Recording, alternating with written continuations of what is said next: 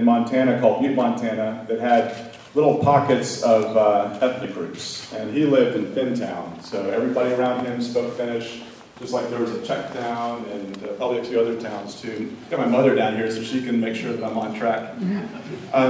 And so that's how my father grew up. In fact, I was talking with my mother last night. When my father was very young, he didn't even know there was such a thing besides Finnish until he was a little bit older, and didn't learn English until he was about 7.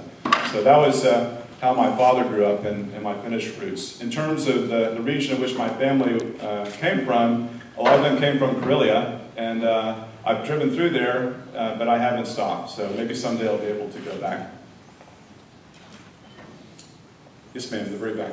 What makes a good astronaut? What makes a good astronaut? What qualities do you have to have that you need for? Are you asking me or my wife? I think there are probably 3 main categories in which NASA and the other space agencies focus on. They want folks that are very technically competent in a particular area that's applicable to spaceflight. They want folks that have an operational background in that technical field so they can actually use that technical skill. But probably most importantly, they can get along with people, because especially now with an international space station crew, 6 people that live together for 6 months at a time, you really have to have folks that have good interpersonal skills. And frankly, I think that's important in anything you do, but particularly our job. Yes, sir? Did you ever miss home when in space? I miss my family. They're all here too, so I miss my family, but I never felt homesick. And there was one point in time during our mission where it wasn't clear if I was going to stay for 2 months or stay for 4 months. And in my mind, it was an even trade-off, because 2 months meant I got back to my family sooner. It meant that I mitigated some risk, because anytime you stay in space, you're exposed to risk. But on the other side, if I got to stay for 4 months, I got to stay in space longer, which was really cool. And took a lot of photographs, and getting to know the crew and spend time with the crew is a very enjoyable thing. So I was perfectly happy to come home at 2 months, but 4 months would have been okay too. So I didn't get homesick or really miss much more besides my family. Yes, sir? Yeah, have you seen any waste in space? Oh, I haven't seen any waste in space. I have. And it wasn't a UFO. Well, I guess it is a UFO because it was unidentified. To answer your question a little more broadly, we have the ability to watch everything about a baseball and larger, and the ability to absorb an impact from anything from about the size of a marble and smaller. So if you see something between there, it kind of makes you a little bit nervous. We did see a piece of space junk, about yay big, flying formation, but just a little bit faster below the service module. So our commander, Gennady Padalka, was looking out the window and he sees a little piece of space junk, floating below him. So it's out there, but fortunately we have a really good system to protect us. Yes, ma'am. You have been called your seasonality. You probably know what season. I've heard this, So, seasonality. what do you think of SME? Is it something that is in your blood? I feel very honored to have that as a nickname or be referred to as a Sisanati. I understand that it means inner strength, has a direct Finnish connection, and it's very humbling, and I'm very proud that people would think that. Yes, sir. Your next mission is the last one for Discovery Shuttle. So how do you feel about that? It is the last flight for Discovery, and then I guess its next home will be the Smithsonian in Washington, D.C. So I think all of us are a little bit bittersweet with respect to the retirement of the shuttle. We also recognize that there's good reason for it. After the Columbia disaster, there was a very clear study about what we should do for our next step.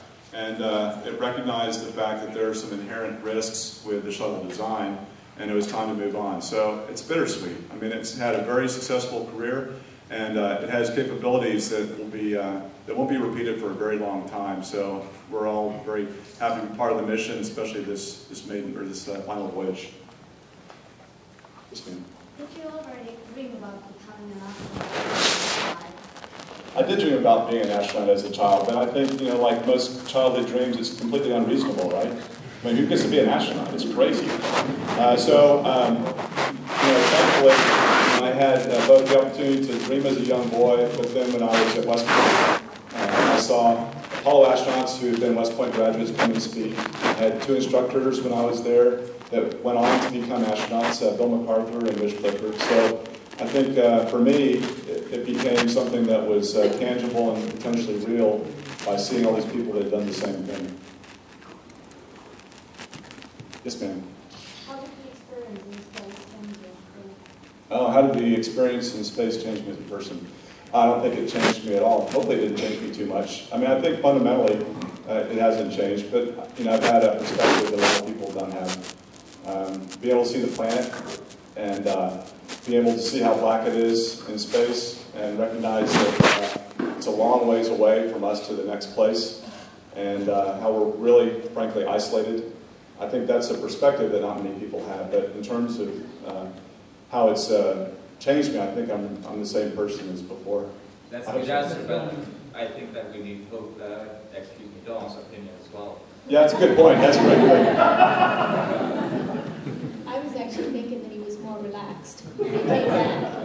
Because for 4 years, or a little more than 4 years, he'd been traveling back and forth to Russia, Japan, Canada, Germany, training, and he would go for a month at a time and come back. And so he was always busy all the time. And so when he came back, he actually didn't have anywhere he had to be for a little while. And he could sort of recuperate. And so, yeah, I think relaxed. I'm not sure I feel that relaxed, but... Yes, sir. My son's too shy to ask, but he's dreaming of being an astronaut. What should he study? What should he focus on? Well, first of all, I think anytime you have a big dream, you should hang on to it because, ironically, people don't go for the big dreams. They go for the small dreams. If you dream big, you're motivated, you work harder, and you're more likely to get that than the small dreams. So good on you. But in terms of what you study, work really hard in math because it's hard. It teaches you how to think, and it's always applicable if you do engineering or science. Study lots of science and find the things that you love because it's possible that your dream doesn't work out, but the path is very important. You got to like what you do. Yes, ma'am. What kind of foods and drinks did you have in the space, and how often did you have to eat? And I'd like to ask also, does your wife make better meals than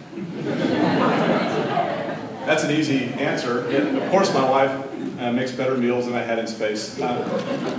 We had really good food in space, and we had a variety too. We had all our meals were prepackaged, so that's a downside. It's not fresh food, but it was very tasty. We had Japanese, Russian, American food.